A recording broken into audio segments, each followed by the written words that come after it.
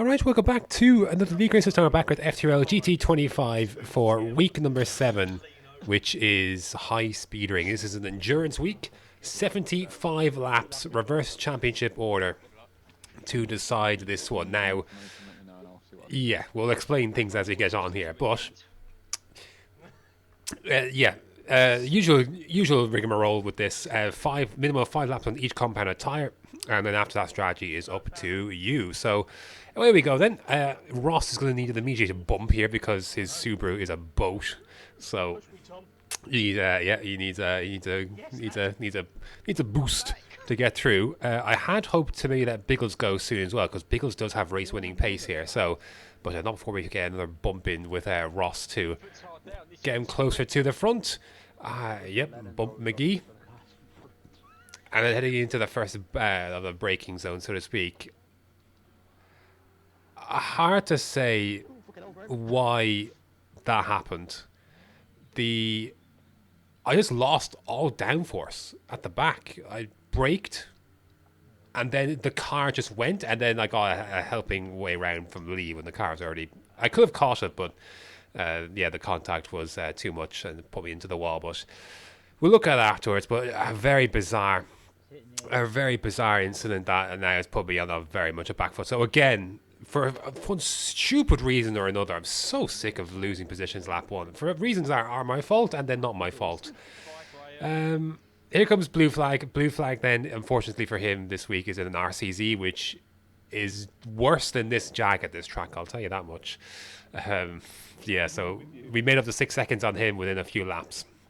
And now we're getting Andy in the BMW, which also isn't too hot here either.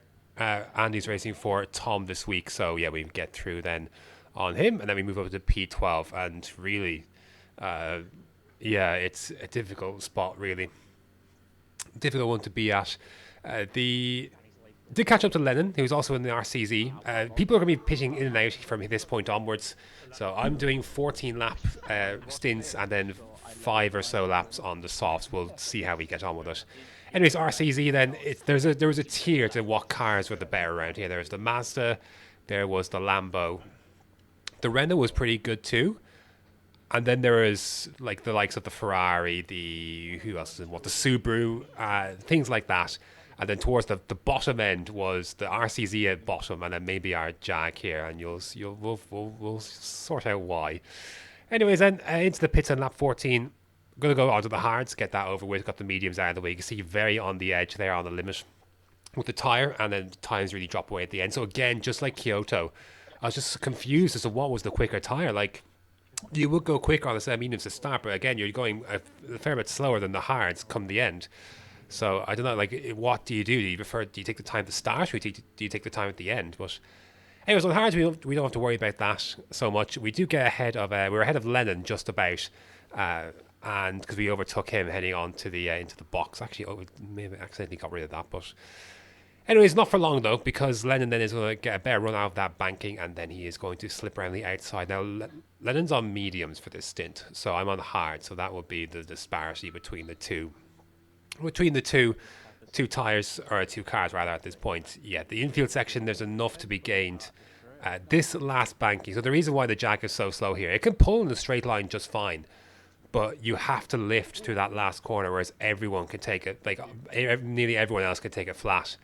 And yeah, that's the tough thing. So that's why the pace here is so poor with this car, is that it can't take these corners flat, or to do with carrying the speed as much as the other cars do. And when you try and take the limit, that happens, and then you get overtaken then heading over this bridge. So yeah, that's a difficult spot with this one. So again, this Jaguar's got good straight line speed. We saw that at St. Croix, among other places. But yeah, it just the exit of that is everything on that last banking. And if you can't take the speed, then you're losing time for half a minute. Maybe I don't know how long it takes to get down to the first braking. So I wish I could.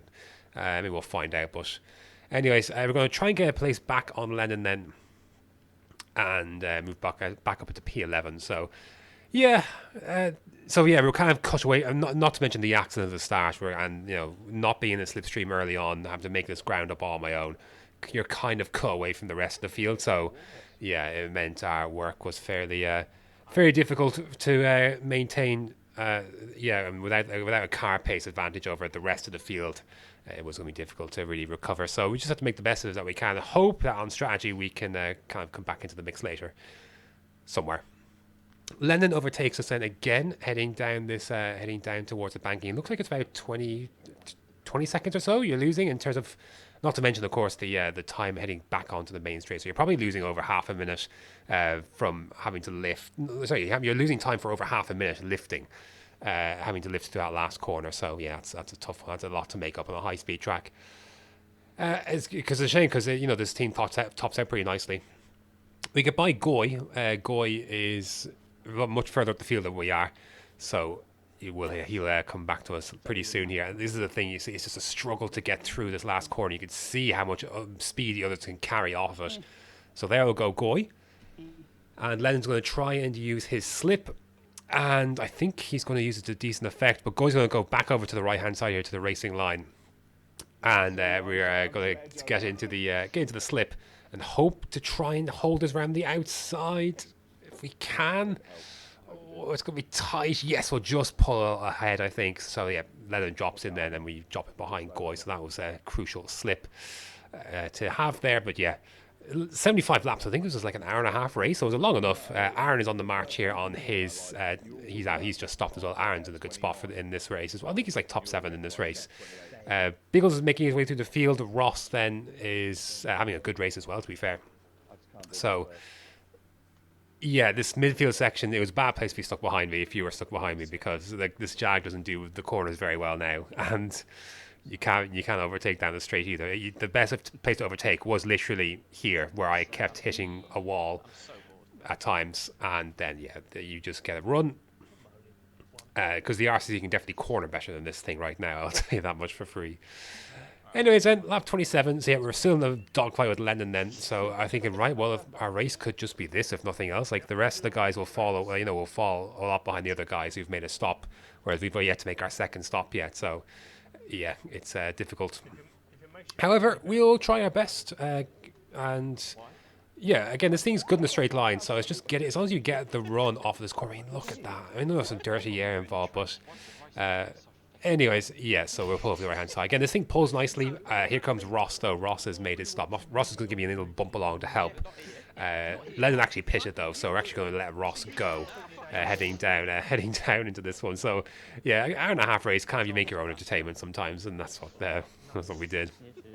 And he's going to lift off then, heading into the banking then, and let Ross slip around the outside and let him continue his charge. So I think he's in the mix for a top 3. So, anyway, I think, yeah, I'm just chiming with Will. Anyways, there goes Ross then. We'll continue on his merry way, and we'll keep going as best we can. Into the pits then, lap number 28. I'm going for another medium here, and yeah, I just thought I'd try it and see how we get on in clear air with it. And then, because we have another 14 lap stint to do at another point later on, I was going to decide then whether I would do hards or mediums. Plus, I'm not going to lie, I wanted to try and get away from Lennon if I could. However, that's not going to be able to happen. Yeah, that's how far we are behind. Biggles has just lapped us. So that's tough, man. That's a tough spot to be in. And then Lennon just jumped us as well then. So, yeah. The pace, I knew... Heading out on the race day, I thought, do you know what, we might be okay here. Here goes Lennon for a spin then, so this is the last we'll see of Lennon, I believe. I thought the pace might have been okay, and then we got to the practice sessions, like for the practice lobbies earlier on the Friday, and it became clear that other people could take that corner flat, this corner flat. I was like, shit, we are in massive trouble. So, at least Lee couldn't take a flat. I thought it was just something that was just I couldn't get right, but no, the Jag is not the one here. So anyway, but not as bad as the RCZ, so it could have been worse. Anyways, then we move on. Then Biggles ended up making his stop. Then, so thankfully, at least we weren't a lap behind. But that wouldn't continue for too long. Here's Zach. Oh, a new car. We get to see someone else. It's Zach, who's just made his third stop, I believe. So we're out of sequence here. Really, I'm a pit stop behind, essentially, or he's a pit stop ahead. So, and I think he's on softs at this period of time. But you can just see the difference in this last corner. I mean, you can just slip through, and it's absolutely nothing. Now I'll stick with him with the slipstream here, so we'll gain a bit from it. But yeah, it's it's a tough one, man. It's tough. But anyways, lap 42 then. What wall am I riding here by accident? Of course, I just I've nothing left. I've no tires. This is my in lap, so into the pits we come. And yeah, away we go. Will was kind of within reach, kind of. I decided to go hards then, just looking at this, the times and the wear. I just thought I'll just go hards and be safe with it then. And because I wasn't sure who was actually racing at this stage. I think I'm fairly cut away from everyone, other than maybe meeting an occasional crossing of strategy where I've yet to pit and they've pitted, etc., that kind of thing. So, anyways, we get on then, and we are in P13. So yeah, so we're obviously behind some people who have yet to pit. Here's Rom. Oh, hello, Rom. Here's another car we haven't met yet in this race. Always nice to see new folk. Kind of, because everyone is kind of, yeah, like, poor old Will had a very lonely race ahead of me in P10 there. But yeah, some of us were just kind of cut away from the rest as the pace filtered out. So here comes Rom then. Not going to really. I was asking him if he was going to actually overtake. Where like, is he going to bump me? I was like, you're going to overtake me? And he was just setting me up for later down this straight to get back ahead of me. So I was like, oh, okay, yeah, that's cool. I was being toyed with. Anyway, so yeah. I mean, like we're pulling along. Lap 55 and 75. We're going to run our soft stint last. This is I chose mediums because this is a 13 lap stint. And then we'll do 6 laps on the softs then to end, because at least they'll do 6 laps. So, yeah. That's where we're at with this. I mean, not the most entertaining race, it must be said. It was just, just a difficult one. Oh, sorry, this is the 13... we were on hards. This is our 13 lap stint on the mediums. And then we'll do 6 to end on the softs. So there we are. That's where we're at with things. I wasn't sure who was doing a 4, who was doing a 5.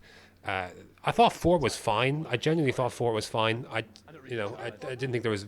I don't think strategy really mattered for me today here, really. It didn't really... I don't think in the grand scheme of things, the car was where it was. I think the big difference between myself and Lee, who's made a stop in front, the main difference was the start and then losing all that slip in those first few stints before the field kind of separated again. So... yeah, I don't know. Yeah, and I think probably I just lacked a bit of pace in comparison. But, anyways, this is where we're going to finish. And it's going to be P12 then, as it turns out. So the ones we finish ahead of are Andy, Lennon, and Blue Flag. So sadly, that's where we're at, and we finish a lap down as well. But I just wanted to fill up just in case. I wasn't quite sure where things shook down, and look, I'd better be safe than sorry. It cost me nothing. So there we go then. A P12 then, a long night's work with that one, it must be said. Not the most interesting race in the end. If we had a better car, maybe we could have thrown a cat amongst the pigeons, but the car just didn't turn to the last corner, and that was really it. Difficult to recover from that, but however, it was not as bad as the poor old RCZs on this occasion. But anyways, unsafe release 1 ahead of Biggles End, so well done to those guys, and Ross Goggins to have a good result as well. Here's what happened lap 1. You can't see everything is going as planned. Ross obviously falling behind early on with the speed, but we're going to bump him along. Things were generally fine. And then the braking occurred, right? Nothing unusual here. I've never had a case where the car just went like that and a tiny bit of throttle just completed the misery. But it was a very unusual situation. Then obviously Lee, contact late on, obviously just completed the spin, but not really much he could do about it. Yeah, I've never had the car go like that. That's a very unusual one for the back end to step away like that. But anyways, here's the results then, or the standings. I think we actually somehow moved up to 8th, because I think everyone we were around finished behind us. So like between like Blue Flag and the such, and Tom wasn't there this week. So yeah, we're in 8th. Unsafe jumps up to 7th then with his race win, so fair play to him. Yeah, Biggles then retakes the championship lead, so good for him. Ross is in the mix in top 5 as well, so yeah, those guys are doing well. I could have chosen a Subaru. Yeah, I had the choice of it, but I thought the Jag was the way to go, and this update has kind of shafted it somewhat. But anyways, you deal with the hand you're given, I suppose. Here's the constructors then. Yeah, very tasty for the top 3. We're kind of cut adrift there, so... However, I'm optimistic. This is early days because I'm recording this before it's happened, but optimistic that Grand Valley, which is the next track, should be a little bit more, maybe a chance for the Jag to strike back a bit. Well, I'm feeling some early optimism, but we'll see how long that lasts. But anyways, thanks for watching, and until next time.